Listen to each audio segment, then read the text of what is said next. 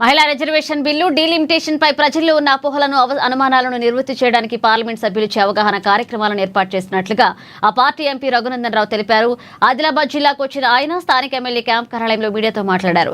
Bill ప్రాముఖ్యతను ప్రజలకు వివరించడానికి, దానిపై ప్రజల్లో మద్దతు కూడగట్టడానికి కార్యక్రమాలు నిర్వహిస్తున్నారు.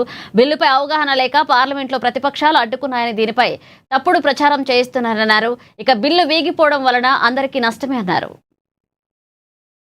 2029లో జరగబోయేటువంటి సార్వత్రిక ఎన్నికల్లో మహిళలకి 33% రిజర్వేషన్ ఇవ్వాలనేటువంటి ఒక దృఢ సంకల్పంతో ఆర్టికల్ 81కి చిన్న సవరణ చేయాల్సినటువంటి అవసరాన్ని గుర్తించి భారత పార్లమెంటుని ప్రత్యేకంగా సమావేశపరిచి 131వ రాజ్యాంగ సవరణని భారత పార్లమెంట్లో దేశ ప్రజల ముందు పార్లమెంట్ ద్వారా ఉంచడం జరిగింది. సో చాలా మంది అవగాహన లేక, అర్థం కాక మహిళా రిజర్వేషన్ బిల్లు 23లోనే పాస్ అయింది కదా, 2023 సెప్టెంబర్లో పాస్ అయినటువంటి మహిళా రిజర్వేషన్ బిల్లుకి ఈ డీలిమిటేషన్ కి ఏం లింక్ ఉంది అని ఆగమాగమైపోయి ఏది పడుతుంది మాట్లాడుతా ఉన్నారు. జరిగింది ఏంటనేది ప్రపంచానికి చెప్పాలి, మహిళా లోకానికి చెప్పాలనేటువంటి ఉద్దేశంతో దేశవ్యాప్తంగా ఉన్నటువంటి భారతీయ జనతా పార్టీ పార్లమెంట్ సభ్యులు అందరం కూడా ఒక్కొక్కరు ఒక్కో ప్రాంతానికి వచ్చి అసలు ఎందుకు ఆర్టికల్ 81కి రాజ్యాంగ సవరణ 131 చేయాల్సి వచ్చింది, దానివల్ల లాభం ఏంది, చేయకపోతే కలిగే నష్టమైంది అనేది ప్రజలకి విడమర్చి చెప్పాలనే ఉద్దేశంతో ఇక్కడ దాకా రావడం జరిగింది. మీరు మహిళా బిల్లు పాస్ చేసిరు కదా అని చాలా మంది వాదిస్తా ఉన్నారు.